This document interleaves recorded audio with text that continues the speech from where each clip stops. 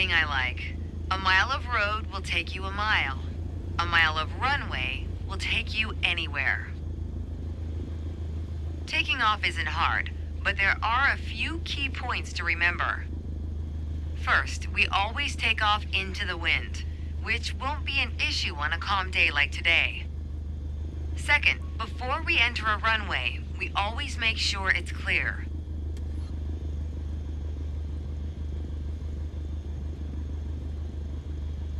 Everything looks good, no cross traffic. Go ahead and taxi into position. The rudder pedals should make steering the plane pretty easy.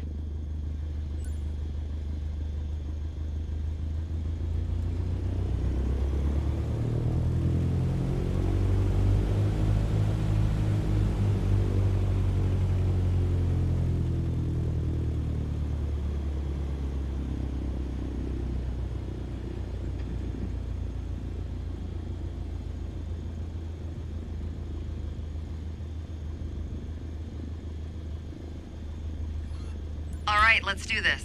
Apply full power and I'll walk you through the takeoff as we go.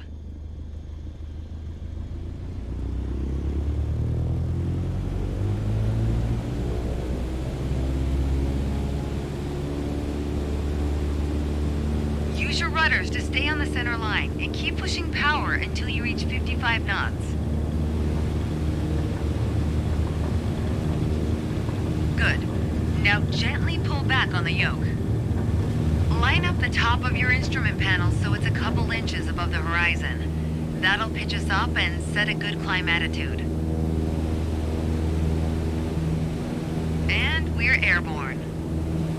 Focus on flying straight. Use your rudders to keep the runway heading of 210 degrees. Maintain 75 knots and we'll reach our target altitude of 5,500 feet in no time.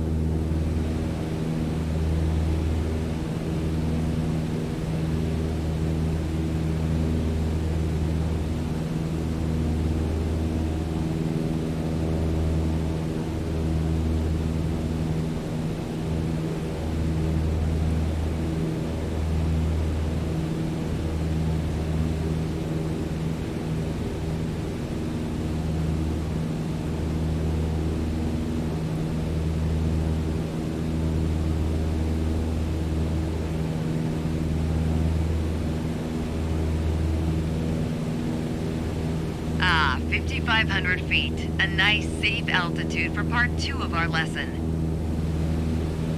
Straight and level flight. First step here is adjusting our attitude. We're in a cruise attitude, pushing max power. To stay level at our target altitude, let's start by easing the throttle back to 1,800 RPMs.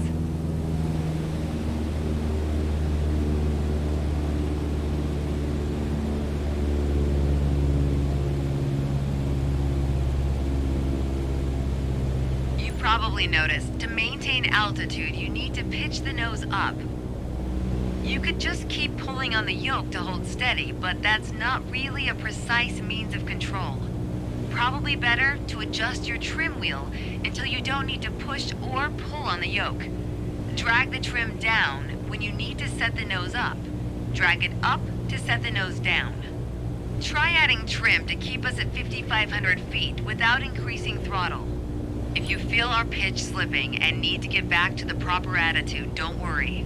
Just pull on the yoke, then dial in the right trim. The way I was taught, when you adjust the trim, you make rough changes at first to remove pressure on the yoke, then small adjustments to find the perfect setting to keep your desired attitude. That's the key to straight and level flight. It saves you from constantly pushing or pulling on the yoke. And that gives you more time to enjoy the ride. If you want more practice using the trim, go for it. Whenever you're ready to pass the controls, I'll be here.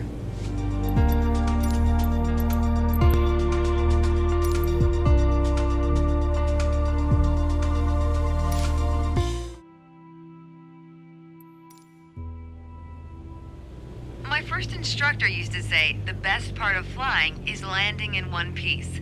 The man was a terminal pessimist, but he wasn't wrong. Today, you're in charge of bringing us in for a safe landing. We've got clearance for a straight-in approach, so we don't have to complete the standard traffic pattern. And I've already set us up in landing configuration at 65 knots with 10 degrees of flaps and idle power. We're on the glide slope now. Maintain speed around 65 knots. Change your pitch if you need to, and keep your aim point on the runway number. When you're targeting the runway number, you want to keep it steady in your sights. If it looks like the number's moving up in your windscreen, you're coming in low. You'll need to add a bit more throttle to get back on the slope.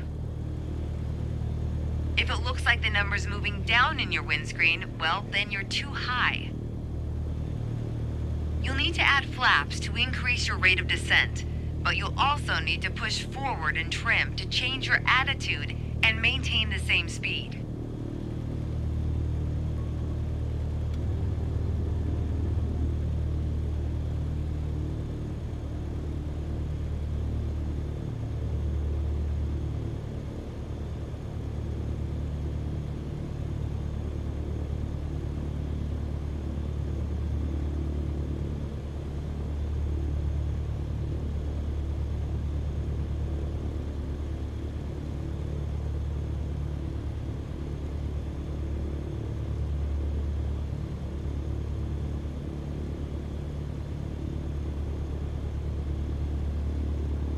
Keep your aim point on the runway threshold. When you're 10 feet above the runway, it's time to flare. Once we pass the threshold, shift your aim point to the end of the runway. Then, pull back slightly on the yoke to aim the nose just above it.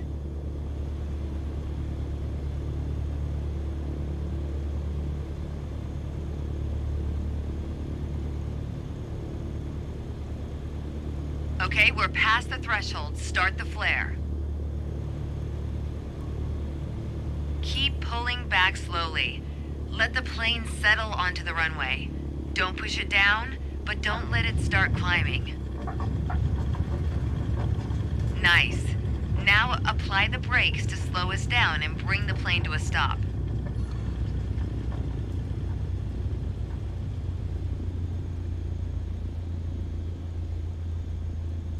Great job. As they say, any landing you can walk away from is a good landing.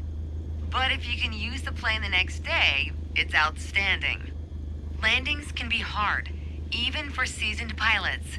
Trust me, don't hesitate to practice. After all, that's what we're here for, right?